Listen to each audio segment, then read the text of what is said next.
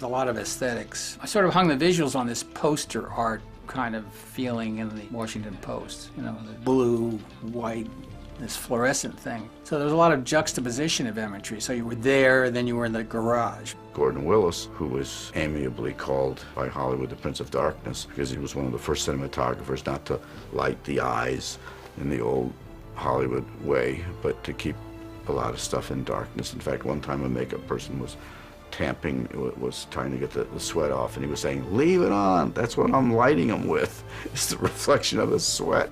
I believe in relativity, actually, and visual structure, and telling a story in a movie. And light to dark, dark to light, big to small, small to big.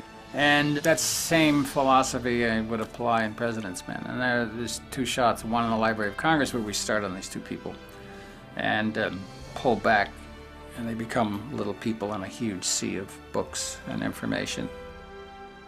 And then we did it again when they're in this car trying to find out these addresses. And then as the camera would pull back, it would go into a helicopter shot of the entire city to show these guys are just two little characters in this massive sea of stuff. And it was the same premise, needle in a haystack, finding this information. The only time you really saw real light was when you were in the newsroom, but it was also completely sterile light. It was without dimensions. It was just flat, fluorescent, harsh light, which was exactly reflective of the harsh, tough news that had to be found to lead people to the light in the newsroom. The newsroom is where the light was going to be found, and once they left there, they're in the dark. So you take an obvious idea and apply it in a simple way, and it always works, in my opinion. Gordon was one of those cinematographers, and I've only worked with a few who do this, who look at you to capture every single angle in their mind of what is right and best for you and what is interesting. I believe that one of the reasons the movie works is because Gordon Willis's camera work was so brilliant. He was so important for this movie because of the paranoia that is there. The other thing that I had discussed with Alan prior to that, I said, well, you know, it's really a deep focus movie. I said, you want to see what's going on front and back all the time. There's one shot of Redford talking on the phone, and we keep moving in and moving in and moving while he's talking, and in the background you can see all these people around the TV sets, etc. So I had some systems built for the camera, which was literally a sliding diopter system, so we could get more depth. And we used it a lot in the newsroom. Background, action.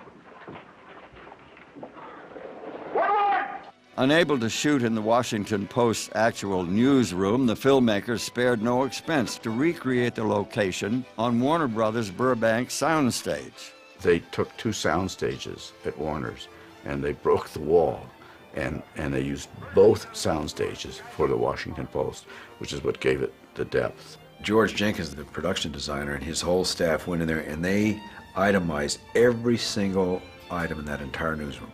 They took trash from the Post newsroom wastebaskets and sent it out to California to give it an authenticity. So that no one would say, oh, it's phony and has the LA Times there or whatever it is. It was all Washington Post garbage. It was quite extraordinary to see the newsroom of the Washington Post in Hollywood. Casting a film filled with rich characters drawn from real life was an extraordinary challenge. Everyone who came on board took their part, no matter how small, very seriously. And they gave a lot, and that meant a lot to me. Of course, Bradley was a special deal because of my relationship with Jason Robards. Stick it inside someplace. This is a goddamn important story. Get some harder information next time. I felt right from the get-go he was Bradley, and Alan agreed. For the pivotal role of Judy Hoback, the bookkeeper for the committee to re-elect the president, the producers turned to veteran stage actress Jane Alexander. Her role was so important in the story, and that required an actress of enormous sensitivity and intelligence to play someone who was afraid, but you knew wanted to say something, but was scared to death to say it. I walked in.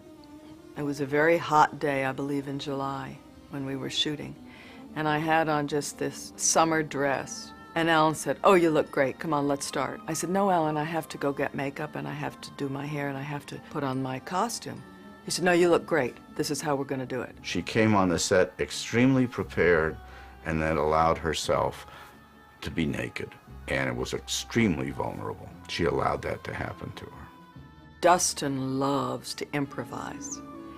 And I do too. I was very happy that early in my career, improvisation was a really mainstay of my work in the theater. She caught the wind, and she knew we were there to, you know, to make each other as good as possible. I loved working with Dustin. You got to be on your toes because he's going to throw you something different all the time, particularly off camera. If Dustin's off camera and say it's my close-up, watch out because he'll throw me something that is totally out of the blue. Like he'll just say, what did you have for breakfast? Who?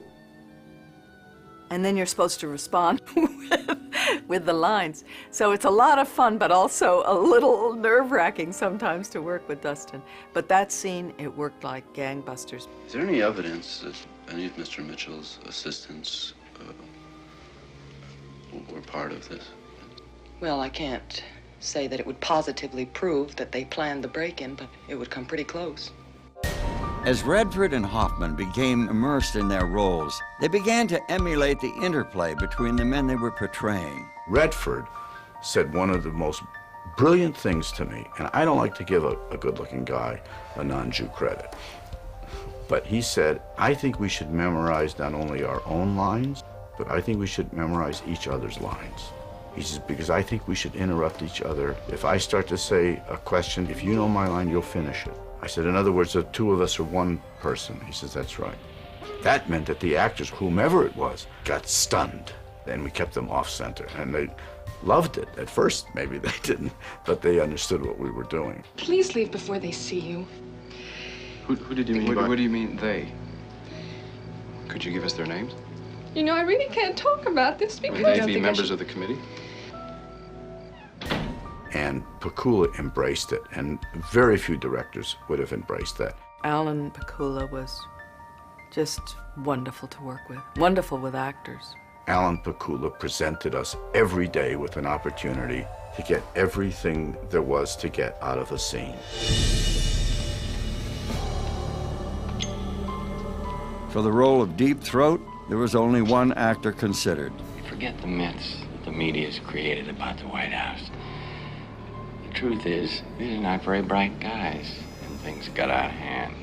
Al was a personal friend. I'd known him for years, and I just felt, and so did Alan, that he was the perfect guy. One, that Deep Throat should not be a mustache twirler.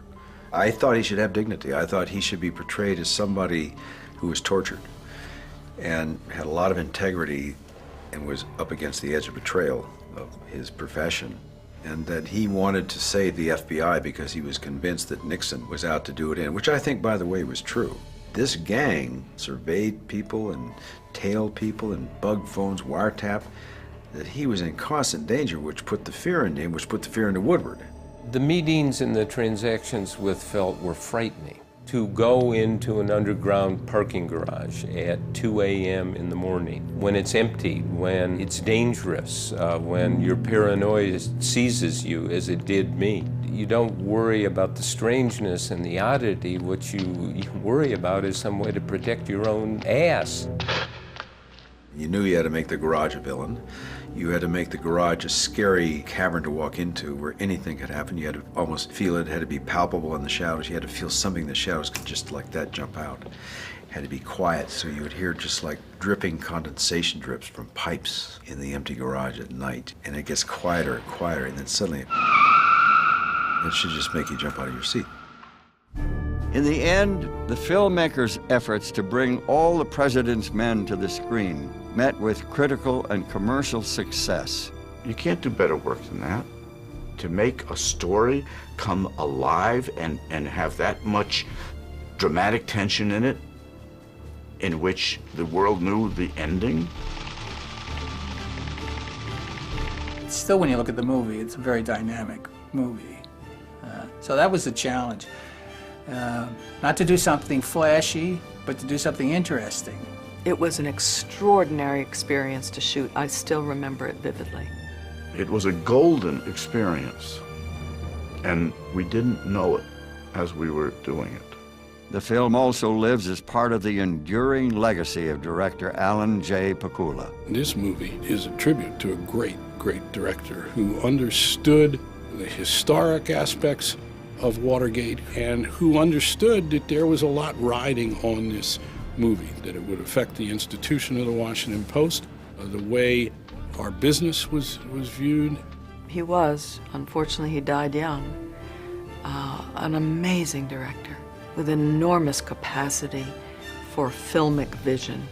I really think he made some of the great movies, and All the President's Men is the greatest, probably. Perhaps most important of all, the filmmakers succeeded in capturing the truth of the story.